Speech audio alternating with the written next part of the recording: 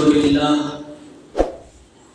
لله نحمده ونستعينه ونستغفره ونؤمن به ونتوكل عليه ونعوذ بالله من شرور أنفسنا ومن سيئات أعمالنا من يهد الله فلا مضل له ومن يضلله فلا هادي له ونشهد أن لا إله إلا الله وحده لا شريك له ونشهد أن سيدنا ومولانا محمدا عبده ورسوله صلى الله عليه وعلى آله وأصحابه وبارك وسلم تسليما كثيرا كثيرا. أما بعد فأعوذ بالله من الشيطان الرجيم. بسم الله الرحمن الرحيم. وقال إني ذاهب إلى ربي سيهدين رب هب لي من الصالحين فبشرناه بغلام حليم. فلما بلغ معه السعي قال يا بني إني أرى في المنام أني أذبحك فانظر ماذا ترى. قال يا أبت افعل ما تؤمر ستجدني إن شاء الله من الصابرين. وقال النبي صلى الله عليه وسلم من وجد ساعة لمن يضحي فلم يضحي فلا يحضر مصلانا أو كما قال عليه الصلاة والسلام. صدق الله العظيم وصدق رسوله النبي الكريم. رب اشرح لي صدري ويسر لي أمري واحلل عقدة من لساني يفقهوا قولي. ایک مرتبہ نبی اکرم صلی اللہ علیہ وسلم پر درود شریف پڑھ لی. اللهم صل على محمد وعلى آل محمد كما صليت على إبراهيم وعلى آل إبراهيم إنك حميد مجيد. اللهم بارك على محمد وعلى آل محمد كما باركت على إبراهيم وعلى آل إبراهيم إنك حميد مجيد. لبيك اللهم لبيك لبيك لا شريك لك لبيك إن الحمد والنعمة لك والملك لا شريك لك. الله أكبر الله أكبر لا إله إلا الله والله أكبر اللہ اکبر وللہ الحمد. محترم بزرگوں اور عزیز دوستوں، اللہ تبارک و تعالیٰ کا احسان، اللہ کا فضل اور اللہ کا کرم ہے کہ اللہ تبارک و تعالیٰ نے ہم تمام کو اپنے گھر مسجد نماز جمعہ کے لیے جمعہ کے دن جلد سے جلد آنے کی توفیق نصیب فرمائی. جو باتیں کہیں جائے اللہ تعالی ہم تمام کو ان تمام باتوں پر عمل کی توفیق نصیب فرمائے اور قیامت کے دن ذریعہ مغفرت اور ذریعہ نجات بنائے. بزرگوں، دوستوں اور عزیزوں، اللہ تعالیٰ کا مزید احسان یہ ہے کہ اللہ تعالیٰ نے حضرت ابراہیم علیہ السلام اور حضرت ابراہیم کے ساتھ جو نبی اکرم صلی اللہ علیہ وسلم کی سنتیں ہیں، بقرعید کے تعلق سے، ذی الحجہ کے تعلق سے، عرفہ کے تعلق سے، قربانی کے تعلق سے، ان تمام کا موقع عنایت فرمایا اور ان سنتوں پر عمل کرنے اور ان سنتوں کو زندہ کرنے کی اللہ تعالیٰ نے توفیق نصیب فرمائی. حضرت ابراہیم علیہ السلام بہت بڑے جلیل القدر نبی اور جلیل القدر پیغمبر ہیں. اتنے بڑے جلیل القدر پیغمبر ہیں کہ اللہ تعالیٰ نے ان کو اپنا خلیل بنایا، دوست بنایا. اور جب اللہ کا کوئی بندہ بڑا قریبی دوست بن جاتا ہے پھر اللہ تعالیٰ ان سے امتحان لیتے ہیں تاکہ وہ امتحان کے اندر کامیاب اترے اور کامیاب اترنے کے بعد پوری امت مسلمہ کے لیے قیامت تک آنے والے ہر فرد بشر کے لیے ان کو نمونہ بنا کر پیش کیا جائے دیکھو اللہ کا دوست بننا ہے تو حالات آئیں گے، مصیبتیں آئیں گے، پریشانیاں آئیں گے، ان حالات، مسائل، پریشانیوں کا سامنا کرنا پڑے گا۔ اگر تمہارے اندر سامنا کرنے کی، پریشانیوں کو جھیلنے کی طاقت ہے تو تم کامیاب دنیا میں بھی ہو جاؤ گے اور آخرت میں بھی ہو جاؤ گے، اور اللہ تمہارا مقام و مرتبہ دنیا میں بھی بلند کرے گا اور آخرت میں بھی، جیسا کہ حضرت ابراہیم علیہ السلام ہے، اور جیسا جتنا قریب حضرت ابراہیم ہے اس سے زیادہ قریب اللہ کے دربار میں میرے اور آپ کے آقا تاجدار مدینہ حضرت جناب محمد رسول اللہ صلی اللہ علیہ وسلم، حضرت ابراہیم کے لیے اللہ نے خلیل اللہ کا لقب دیا، اور نبی اکرم صلی اللہ علیہ وسلم کے لیے محبوب کا لقب دیا۔ خلیل اللہ اور محبوب میں تھوڑا بہت فرق ہے۔ خلیل کہتے ہیں اللہ کے دوست کو، اور محبوب کہتے ہیں اللہ کے اس مقرب اور قریب والے بندے کو جو اللہ کے کہنے سے پہلے اس منشے کو پورا کر دے۔ بات سمجھ میں آئی؟ حضرت ابراہیم کے الحمدللہ اللہ کے مقرب بندے اور نبی اور خلیل گزرے، اور ان سے زیادہ نبی اکرم صلی اللہ علیہ وسلم گزرے۔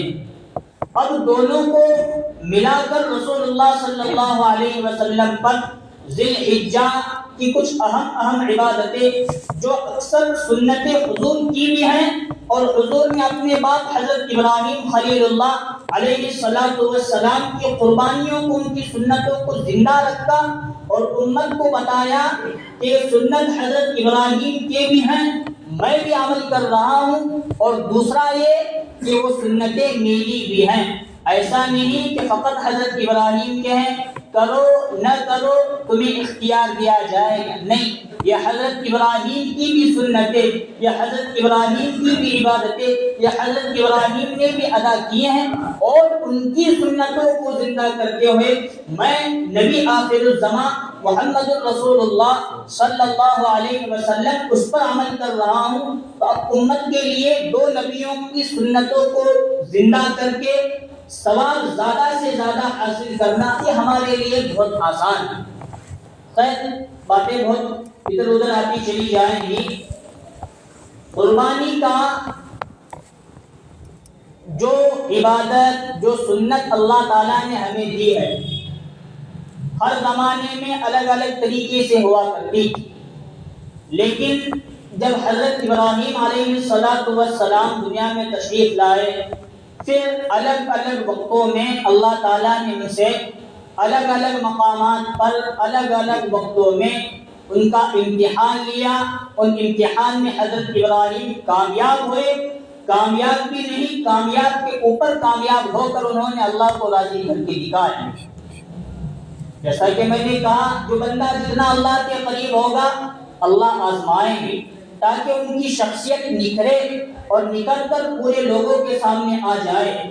تو حضرت ابراہیم کو اللہ تعالیٰ نے الگ الگ امتحان سے گزارا، پھر حضرت ابراہیم کی مدد بھی فرمائی، اور حضرت ابراہیم کامیاب ہو کر بھی چلے گئے۔ اب وقت آیا کہ حضرت ابراہیم علیہ السلام کی عمر بہت بڑی ہو چکی تھی۔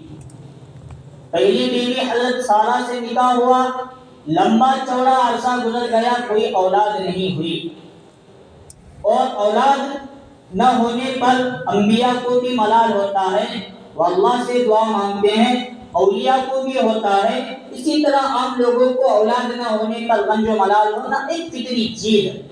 تو حضرت ابراہیم علیہ السلام اللہ تعالیٰ سے دعا کیا کرتے ہیں، اللہ مجھے کوئی نیک اولاد، نیک لڑکا نصیب فرما جو میرے بعد میرا جانشین ہو، جس طرح دین کے لیے تو نے مجھے قبول کیا، جس طرح میں نبی بنایا گیا ہوں، اسی طرح میرے اولاد، میری نسل کے اندر بھی کوئی نبی پیدا ہو، تاکہ وہ بھی تیری قربانیاں دے کر تجھے راضی کرنے والے بن جائے، اور جو مشن اور جو مقصد لے کر میں دنیا میں آیا ہوں تو نے مجھے بھیجا، وہی میری اولاد آگے لے کر چلے۔ حضرت سارہ سے کوئی اولاد نہیں ہوئی تو اللہ تعالیٰ کی طرف سے غیبی نظام بنا، پھر اپنے ملک کو چھوڑا، چلتے چلتے مصیبت اور واقعہ پیش آیا۔ وہاں حضرت ہاجرہ رضی اللہ عنہا حضرت ابراہیم علیہ السلام کے نکاح میں آئی. پھر چند سال چند مہینے گزرے تھے کہ اللہ تعالیٰ نے دوسری بیوی، کیا نام، حضرت حاجرہ رضی اللہ عنہا سے پہلا بیٹا نصیب فرمایا، حضرت اسحاق کا اسماعیل. سب قربانی کے اندر ہمیں یاد آتی ہے مولانا، ہمیشہ یاد رکھنے کی چیز. پہلا بیٹا کیا نام اور دوسرا بیٹا اسحاق. پہلی بیوی سے دوسرا بیٹا پیدا ہوا، دوسری بیوی سے پہلی بیوی سے حضرت سارہ، ان سے دوسرے بیٹے حضرت اسحاق پیدا ہوئے، اور دوسری بیوی حضرت حاجرہ، ان سے پہلا بیٹا حضرت اسماعیل علیہ السلام پیدا ہوئے. اب اللہ تعالیٰ نے اس پورے خاندان کو جو حضرت ابراہیم، حضرت اسماعیل، حضرت حاجرہ، ان تین لوگوں پر مشتمل ان کا خاندان تھا، حکم دیا وادی غیر ذی زرع، ایسی جگہ جہاں کوئی پرندہ پر ماننے کے لیے تیار نہیں، وہاں نہ گھاس ہے، نہ پھوس ہے، نہ کھانے پینے کا کوئی ساز و سامان ہے، نہ درخت ہے، نہ پانی، کچھ بھی نہیں، بس بیابان جنگل ہے. مکہ جیسی وادی کے اندر چھوڑ کر آؤ. چھوڑ کر بھی آئے، حکم ہوا چھوڑنے کا، چھوڑے.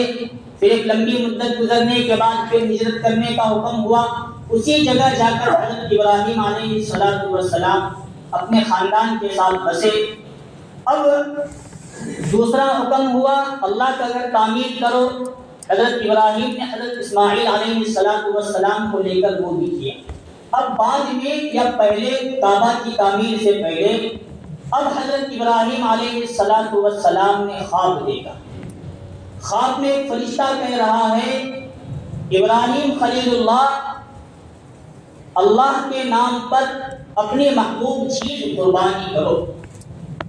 اب صبح جو جاگے حضرت ابراہیم، انہوں نے سمجھا اللہ کی طرف سے مال اللہ کے راستے میں صدقہ قربانی دینے کا کوئی حکم ہو رہا ہے. دوسرے دن فوراً 100 اونٹوں کی قربانی پیش. کتنے؟ 100. اب دن گزر گیا، 100 اونٹ بھی قربان ہو گئے.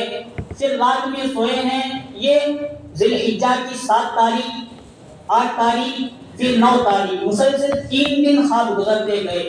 دوسرے دن جو رات میں سوئے تو پھر خواب میں کوئی فرشتہ، کوئی غیبی آواز آئی، اللہ کے راستے میں اپنی محبوب چیز کی قربانی پیش کرو. پھر دوسرے دن اٹھے، پھر 100 واپس اونٹ قربان اللہ کے راستے میں کر دیے. اب تیسری مرتبہ پھر وہی خواب کہ کہنے والا کہہ رہا ہے کہ اپنی محبوب چیز اللہ کے راستے میں. تیسری مرتبہ بھی پھر وہی قربانی 100 اونٹوں کی پیش کی. اب چوتھی مرتبہ خواب دیکھتے ہیں جو قرآن نے مستقل اس کو نقل کیا. فلما بلغ معه السعي قال يا بني انی ارى في المنام. اب حضرت ابراہیم خواب کیا دیکھ رہے ہیں؟ اپنے نور نظر لخت جگر حضرت ابراہیم، حضرت اسماعیل کو حضرت ابراہیم اپنے ہاتھوں سے ذبح کر رہے ہیں. جیسے ہی صبح اٹھے تو اب دل و دماغ میں یہ بات آئی، میری محبوب چیز میرا مال نہیں، میری محبوب چیز کیا ہے؟ اور ہماری محبوب چیز کیا ہے؟ مال ہے کہ نہیں؟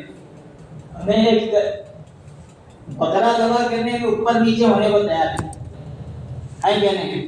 یا ہمارے لیے مال سے بھی زیادہ محبوب چیز، اولاد سے بھی زیادہ محبوب چیز آج مال بن گئی ہے. نہ زکات دینے کے لیے تیار کیونکہ کم ہوا تو، نہ صدقہ دینے کے لیے کم ہوا تو، عمرے پر جانے کم ہوا تو کیا کرنے کا. اور ابھی کیا موسم شروع ہے؟ ہاں 5,000 5 لاکھ 4 لاکھ کم ہوا تو میرا مال دل میں کھسکتا ہے. مطلب یہ کہ اولاد سے زیادہ ہم لوگوں کو مال کی محبت ہے. اس وجہ سے ہمارے مساجد آج آباد ہونے کے لیے تیار نہیں، کوئی اللہ کا حکم ہم سے پورا ہونے کے لیے تیار نہیں. اور وہاں حضرت ابراہیم 300 اونٹ مسلسل ہر روز کٹ کرتے رہے، ذبح کرتے رہے، اللہ کے نام پر قربان کرتے رہے. اور واپس چوتھے روز خواب کیا دیکھ رہے ہیں؟ اپنے بیٹے کو میں اپنے ہاتھوں سے. اب حضرت ابراہیم کو خواب سمجھ میں آیا کہ نہیں، میری محبوب چیز میرے لیے مال نہیں، اب میرے دل کے اندر اپنے بیٹے کی محبت، اپنے اولاد کی محبت گھر کر چکی ہے۔ اب اللہ میرا امتحان لے رہے ہیں، ابراہیم خلیل اللہ اس دل کے اندر بیٹے کی محبت ہونا چاہیے یا اللہ کی محبت ہونا چاہیے؟ اب اس کے اندر میری آزمائش ہے، میں اللہ کی محبت کے لیے جو بیٹے کی محبت دل کر رہی ہے اس کو بھی مٹانے کے لیے میں تیار ہوں۔ اب قرآن مجید کہتا ہے فانظر ماذا تری فلما بلغ معه السعی، جب حضرت اسماعیل علیہ السلام دوڑنے چلنے پھرنے کام کاج کے تعلق سے بڑے ہو گئے، مطلب علماء اور مفسرین لکھتے ہیں ان کی عمر 10 سال سے زیادہ ہو گئی تھی، یا مستقل متعین طور پر 13 سال کی عمر، اور بچہ اگر چھوٹا ہو تھوڑی بہت محبت کم ہوتی ہے، باپ کی ماں باپ کی انگلیاں پکڑ کر چلنے لگے، گھومنے پھرنے لگے، اولاد دن بدن بڑی ہوتی گئی تو دن بدن اس کی محبت دل میں اور زیادہ آتی ہے۔ اب ایسے وقت جو باپ کا سایہ اور باپ کے پیچھے ان کے نقش قدم پر چلنے والا ان کا نائب بننے حضرت ابراہیم، حضرت اسماعیل حضرت ابراہیم کے کھڑے ہو چکے تھے، تب خواب دیکھا یا بنی انی ارا فی المنام، اے میرے بیٹے میں تجھے اپنے ہاتھ سے ذبح کروں، میں یہ خواب دیکھ رہا ہوں۔ فانظر ماذا تری، حضرت ابراہیم نے خواب دیکھا، ذبح کرنے کے لیے انہوں نے پورا ساز و سامان تیار کیا، رسی بھی لی اور کپڑا بھی لیا اور چھری بھی تیز تھی، اور جو کام ان کو تیاری کے تعلق سے کرنا تھا حضرت ابراہیم نے حضرت اسماعیل کو ذبح کرنے کے لیے کیا کیا؟ تیاری مکمل کر لی اور اپنے بیٹے کو قریب بلایا اور فرمایا فانظر ماذا تری یا بنی انی ارا فی المنام، اے بیٹے میں نے خواب دیکھا، فی المنام انی اذبحک، میں ابراہیم اسماعیل کو اپنے ہاتھوں سے ذبح کروں گا۔ فانظر ماذا، میں تیری قربانی اللہ کے لیے تیری دینے کے لیے تیار ہوں، کیا تو اپنی جان اللہ کے لیے قربانی کرنا چاہتا؟ فانظر ماذا، بتا مجھے۔ امتحان لینا تھا باپ کو اپنے بیٹے کا، میں جس طرح اللہ کے لیے ہر چیز قربان کرنے کے لیے تیار ہوں، کیا ابراہیم کا بیٹا اسماعیل بھی اپنے باپ کے نقش قدم پر چل کر دنیا کی ہر چیز اللہ کے لیے، حتیٰ کہ اپنے مال و دولت اپنی جان کو بھی اللہ کے لیے قربان کرنے کے لیے تیار ہے یا نہیں؟ بیٹا میرا آپ کا ہم لوگوں کا نہیں تھا، وہ حضرت اسماعیل تھے جن کی نسلوں سے میرے اور آپ کے آقا حضرت محمد رسول اللہ صلی اللہ علیہ وسلم دنیا میں تشریف لانے والے تھے، اور دنیا میں تشریف لا کر آخری نبی حضرت محمد صلی اللہ علیہ وسلم دنیا سے کفر اور شرک اور ظلمت کی تاریکیوں کو مٹانے والے تھے۔ ان سے اللہ نے وہ قربانیاں لی کہ بیٹے نے کہا حضرت ابراہیم سے ستجدنی انشاء اللہ من الصابرین، میرے باپ اللہ نے جو کام اور جو حکم آپ کو دیا ہے وہ کل گزری، یا ابت افعل ما تؤمر، اے میرے والد اے میرے ابا جو حکم اللہ کی طرف سے آپ کو ہوا کیجیے، ستجدنی انشاء اللہ من الصابرین، مجھے آپ صبر کرنے والوں میں سے انشاءاللہ پائیں گے۔ اب جب باپ اور بیٹے کی گفتگو ہوئی، اب بیٹے کو لے کر حضرت ابراہیم چلنے لگے اور اپنی بیوی حضرت ہاجرہ سے یہ کہا کہ میں اپنے بیٹے کو ایک بڑے عظیم شخصیت سے اور ایک بڑے مہمان سے ملوانے کے لیے لے جا رہا ہوں، ان کو خوب تیار کرو، ان کو اچھے کپڑے پہناؤ، ان کو نہلاؤ، غسل سب تیاری کر کے دے دو، میں دور مقام پر لے جا رہا ہوں، کسی اور سے مجھے ملوانا ہے۔ ماں کو بھی نہیں کہا، بیوی کو بھی نہیں کہا، کہیں ماں کے اندر بیٹی کی محبت آ جائے اور وہ منع کر دے اور اللہ کا حکم ٹوٹ جائے، اس لیے حضرت ابراہیم نے نہیں بتایا، حضرت اسماعیل نے بھی نہیں بتایا۔ دونوں باپ اور بیٹے قربانی کی نیت سے تیار ہو کر اللہ کے راستے میں قربانی دینے کے لیے اور قربان کرنے کے لیے دونوں چل دیے۔ اب تھوڑے میل پر، تھوڑے کلومیٹر کے فاصلے پر گئے کہ دونوں باپ اور بیٹے، شیطان ایک بزرگ آدمی کی شکل و صورت لیتے ہوئے حضرت ہاجرہ کے پاس آیا اور کہنے لگا کیا تمہیں معلوم بھی ہے ابراہیم اسماعیل دونوں کہاں گئے ہیں؟ بیوی حضرت ہاجرہ نے کہا ہاں بول کر گئے ہیں، تیاری کروا کر میں نے بھی بھیجا ہے، کسی مہمان سے ملوانے والے ہیں، کوئی بڑا واقعہ پیش آنے والا، شیطان نے عورت سمجھ کر کان تھوکنا چاہا کہ نہیں، کسی اور سے ملوانے کے لیے نہیں گئے، ان کی تھیلی کے اندر چھری ہے، رسی ہے، پوری تیاری کے ساتھ گئے ہیں۔ باپ ابراہیم اپنے بیٹے اسماعیل کو اپنے ہاتھوں سے ذبح کرنا اور قربان کرنے کے لیے گئے ہیں۔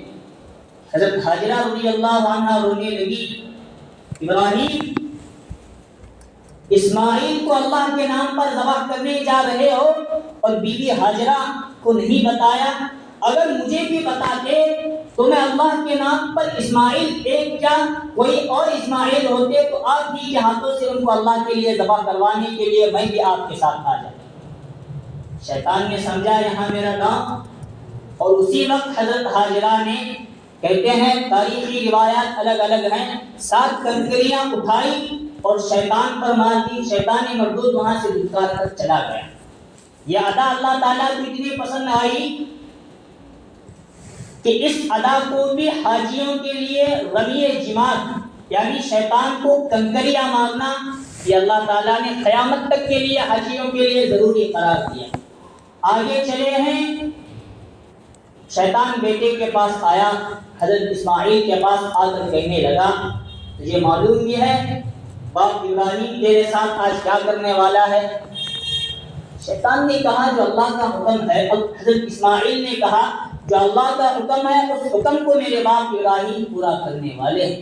شیطان نے بچہ سمجھ کر ان کو وساوس کے اندر مبتلا کرانا چاہا کہ تو تڑپے گا، تیرا گلا ذبح ہوگا، دیگی رگیں کٹیں گی، خون نکلے گا، پھلا ہوگا، تو تڑپ کر مر جائے گا، اپنے باپ سے کا ہاتھ چھوڑ اور چلا جا اپنی ماں کی طرف اور اپنی زندگی گزار دے۔ اسی وقت حضرت اسماعیل نے بھی کنکریاں اٹھائی اور 7 کنکریاں شیطان کی طرف ماری، وہ پلٹ کر حضرت ابراہیم کی طرف آیا اور بیٹی کی محبت دل کے اندر لانے لگا، تم باپ ہو، بڑھاپے میں یہ اولاد تمہیں ملی ہے، کیا اللہ کا حکم کبھی ایسا ہو سکتا ہے؟ نہیں، تم نے خواب دیکھا ہے کہ اللہ کا حکم نہیں، اگر اللہ کا حکم ہوتا تو جبرائیل آتے، تمہیں حکم دیتے تو خواب کی باتیں ایسی ہی ہوتی، چھوڑ دو، کیا کرنے کی ضرورت۔ اسی وقت حضرت ابراہیم نے بھی 3 کنکریاں اٹھائی اور اٹھا کر شیطان کو مار دی۔ یہ ادا اللہ تعالیٰ کو اتنی پسند آئی، تینوں رمی جماعت یعنی 3 جگہ غالباً الگ الگ مقامات پر شیطان کے مجسمے کی شکل میں ایک پلر بنائے ہیں، وہاں سعودی عرب میں مکہ المکرمہ میں، اور تینوں جگہ حاجیوں کے لیے یہ امر ضروری قرار دیا، یہ حکم ضروری قرار دیا، 7 کنکریاں ہر مقام پر شیطان کو مارنا ہے۔ یہ ادا اللہ کو اتنی پسند آئی، اسی لیے اللہ کہتے ہیں فلما اسلما وتلہ للجبین، جب باپ بھی تیار ہوا، بیٹا بھی تیار ہوا اللہ کے نام پر قربانی دینے کے لیے اور قربان کرنے کے لیے، تب حضرت اسماعیل علیہ السلام نے اپنے باپ حضرت ابراہیم سے فرمایا، اے باپ، اے میرے باپ، میں آپ کا بیٹا ہوں، بڑی دعاؤں کے بعد، بڑی محنتوں کے بعد میں آپ کو ملا ہوں، میری آنکھیں آپ کی آنکھیں کھلے رہے گی۔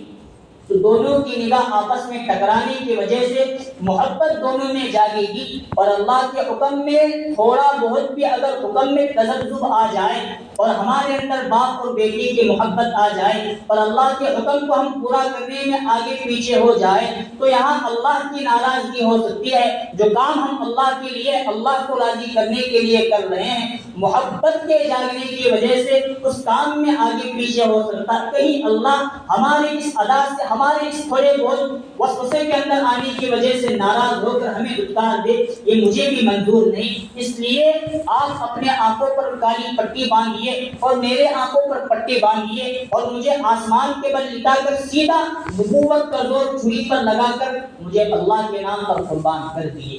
یہ بات حضرت ابراہیم کو پسند آئی، اس عمل پر حضرت ابراہیم نے عمل کیا، آنکھوں پر پٹی اپنی بھی باندھی اور اپنے بیٹے پر بھی باندھی اور نبوت کا زور لگا کر بسم اللہ اللہ اکبر کہہ کر حضرت ابراہیم کے حلقوم پر آسمان کے بل لٹا کر، چت لٹا کر جو ذبح کرنے لگے حضرت اسماعیل کے حلقوم پر اللہ تعالیٰ نے ایک پیتل کا حصہ لگا دیا، چھری کا اثر ہی اس پر نہ چلے۔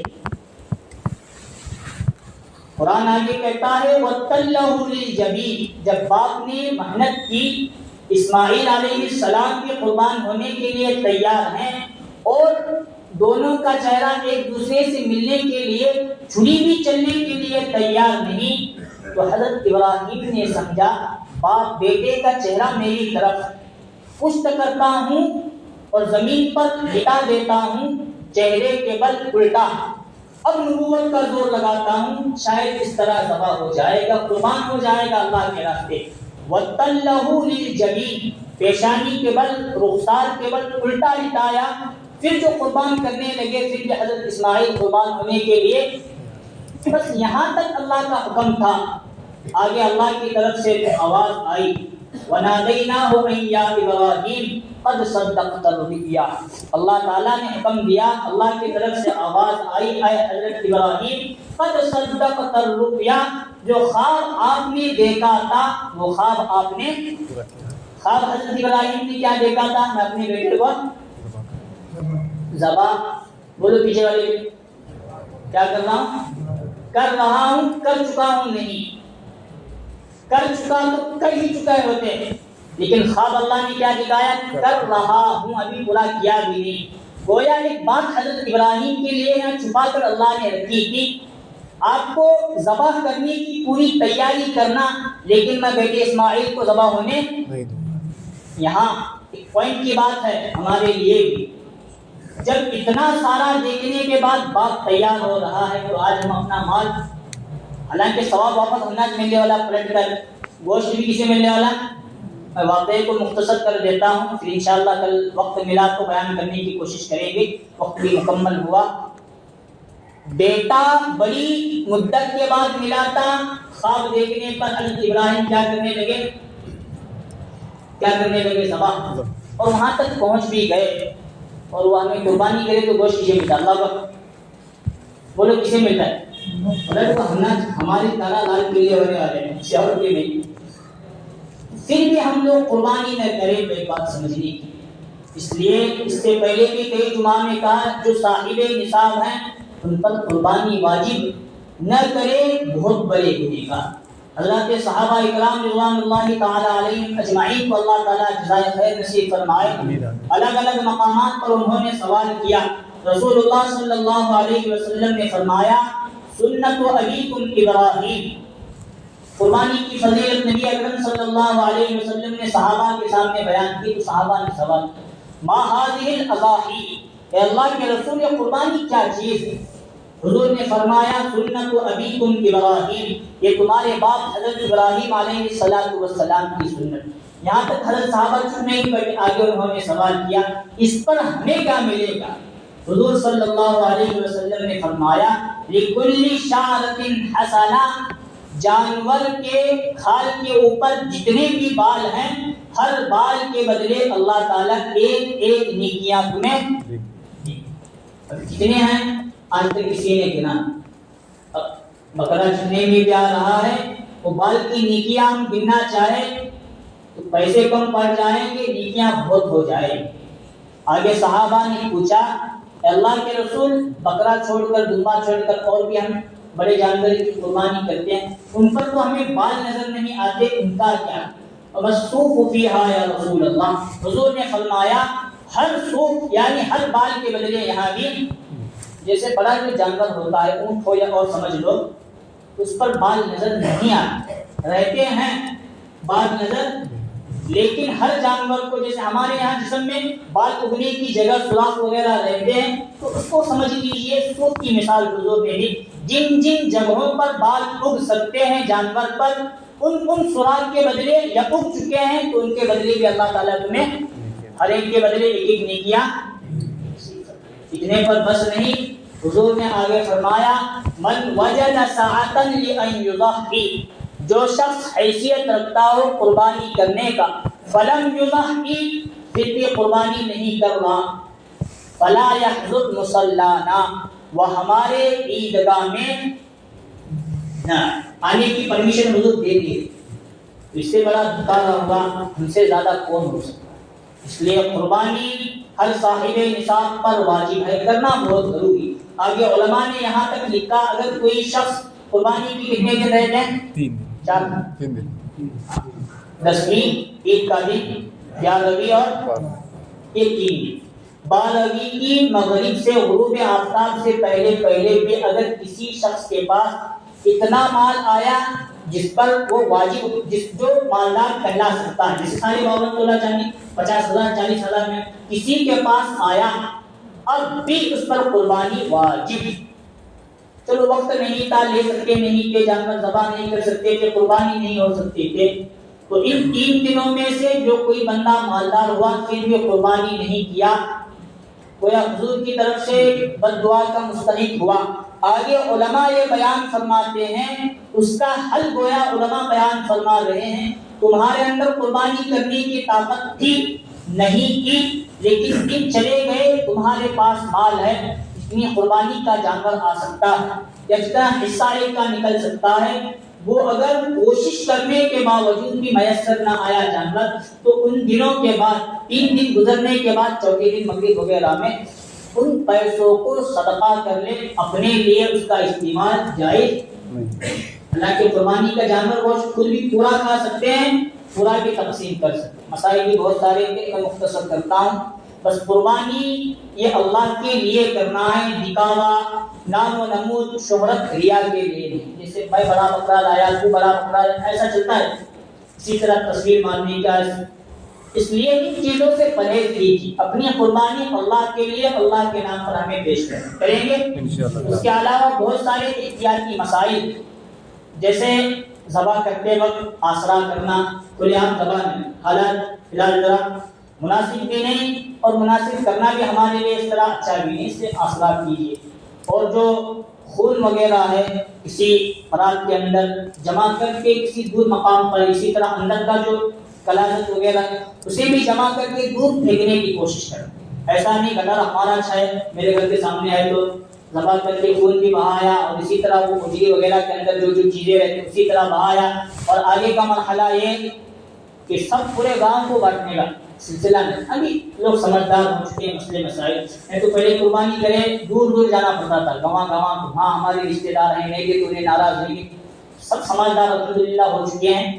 بس 100 سے کیا 50 سے کیا 10 لوگوں کو تقسیم کرو، لیکن بڑے ہی احتیاط کے ساتھ، اور اپنی قربانی ہے تو خود اپنے ہاتھ سے تقسیم کرنے کی کوشش کرنا، لڑکیوں کو لگا دیں، بچوں کو لگا دیں، بچان پر گئے، باہر گلی گئے، فلاں جگہ گئے، دور دور پر جا کر اس طرح تقسیم کرنا اچھا نہیں، اور وہ رات میں لے کر پھر دکھاتے، اس طرح بھی اچھا نہیں ہے۔ بس جس کو جتنا بھی آپ لوگوں کو دینا ہے، ایک کالی کیری باغ ہو یا کوئی بھی کیری باغ ہو، اس کے اندر پیاز کر کے بڑے ہی احتیاط کے، ایسا لگنا کہ قربانی کے دن ہے کیا نہیں ہے، تو کہاں دیکھے ہڈا پڑی، کہاں دیکھے گلا پڑیا، کہاں دیکھے خون کٹاروں میں جا رہا ہے، اس طرح کرنا یہ مسلمانوں کی شان نہیں ہے، سمجھے بات، کیونکہ حالات فی الحال درست نہیں ہیں۔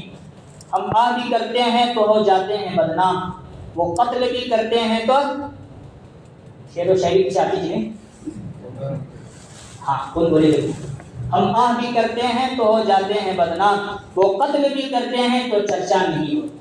اب ایسے حالات بن چکے ہیں، اس لیے اب ہم لوگوں کو بڑی ہی احتیاط کے ساتھ، ذمہ داری کے ساتھ قربانی کرنی چاہیے، کریں گے انشاءاللہ، بچے ہوئے باتیں آئندہ کرنے کی کوشش کریں گے۔ اللہ تعالیٰ سے دعا ہے اللہ تعالیٰ ان کئی ہوئی باتوں پر عمل کی توفیق نصیب فرمائے، قربانی اللہ کے لیے خالص کرنے کی توفیق نصیب فرمائے، آمین۔ وآخر دعوانا الحمد للہ رب العالمین۔